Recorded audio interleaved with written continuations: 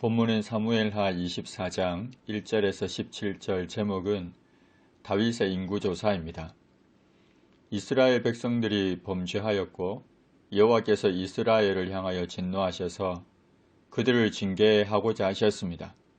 그래서 다윗을 격동시켜 가서 이스라엘과 유다의 인구를 조사하라 하셨습니다. 하나님의 허용하에 사단이 다윗을 미혹했고 다윗은 사단의 미혹에 넘어가 교만한 마음으로 인구조사를 실시했던 겁니다. 다윗에게 인구조사를 하게끔 하신 하나님의 목적은 나라가 부강해짐에 따라 점점 교만해져서 당신보다는 강대한 군사력 자체를 의지하고 그 세력을 뽐내려 한 다윗에게 큰 시련을 주심으로 다시 여호와를 경외하는 신앙으로 돌아오게 하려는 것이었습니다. 하지만 다윗으로 하여금 인구조사를 하게끔 격동한 사단의 목적은 달랐습니다. 사단은 동일한 그 일을 통해 오히려 다윗에게 크나큰 타격을 주고 그 가운데서 절망하게 하여 여호와를 떠나게 하려는 것이 목적이었습니다.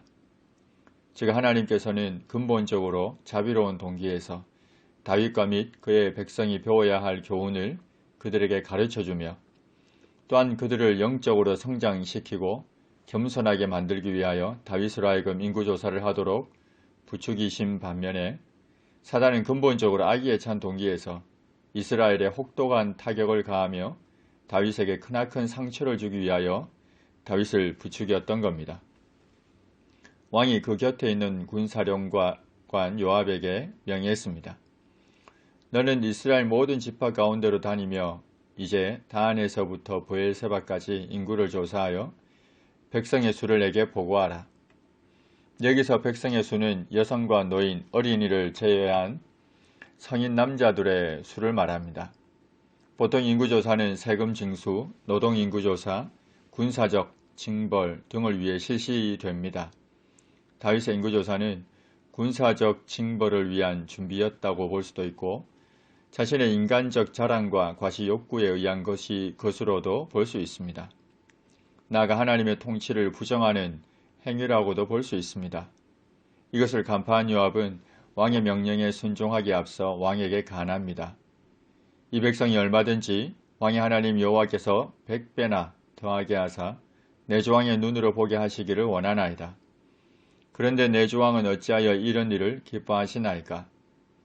그러나 왕의 명령이 요압과 군대 사령관들을 재촉했고 결국 요압과 사령관들이 이스라엘 인구를 조사하려고 왕 앞에서 물러났습니다.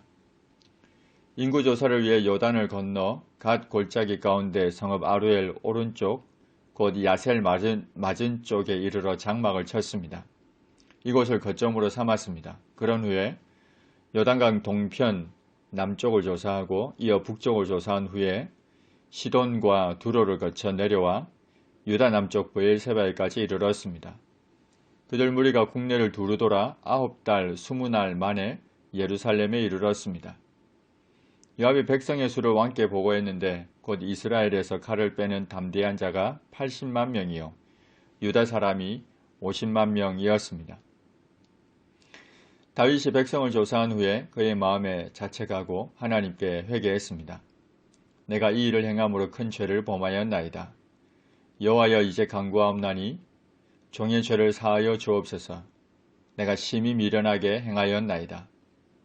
인구조사를 실시하는 것이 자신의 눈으로 볼 때는 매우 지혜로운 행위였는데 돌이켜보니 이것은 하나님을 신뢰하지 않는 매우 미련한 것이었음을 깨닫게 된 것입니다.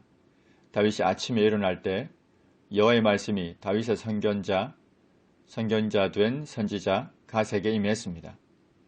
하나님이 갓에게 말씀하시기를 가서 다윗에게 말하기를 여호와께서 이와 같이 말씀하시기를 내가 네게 3가지를 보이노니 너를 위하여 너는 그 중에서 하나를 택하라. 내가 그것을 네게 행하리라 하셨다라 하셨습니다. 갓이 다윗에게 이르러 하나님의 말씀을 전했습니다. 왕의 땅에 7년 기근이 있을 것이니까 혹은 왕의 원수에게 쫓겨 3달 동안 그들 앞에서 도망하실 것이니까 혹은 왕의 땅에 사흘 동안 전염병이 있을 것이니까 왕은 생각하여 보고 나를 보내신 이에게 무엇을 대답하게 하소서.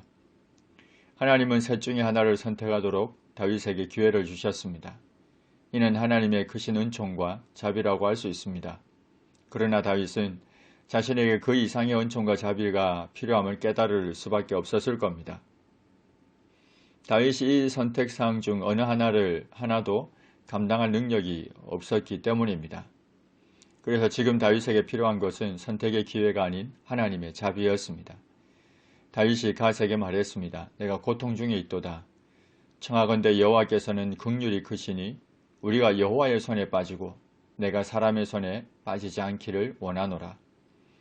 다윗은 사람의 손에 빠지는 형벌이 아닌 여호와의 손에 빠지는 형벌을 택했습니다. 이는 그가 여호와의 자비하심을 익히 알고 있었기 때문입니다.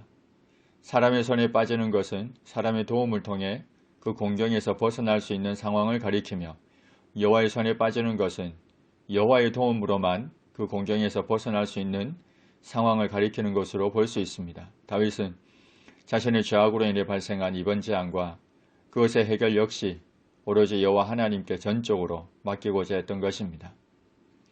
이에 여호와께서 그 아침부터 정하신 때까지 전염병을 이스라엘에게 내리셨습니다.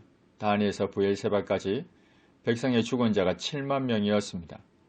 천사가 예루살렘을 향하여 그의 손을 들어 멸하려 했습니다. 여호와께서 이 재앙 내리심을 뉘우치사 백성을 멸하는 천사에게 이르시되 족하다. 이제는 내 손을 거두라 하셨습니다. 이때 여호와의 사자는 여부수 사람 아라우나의 타작마당 곁에 있었습니다. 아라우나의 타작마당은 과거 아브라함이 이삭을 바쳤던 모리아 산이 있는 곳이고 이후 솔로몬이 성전을 지었던 곳입니다.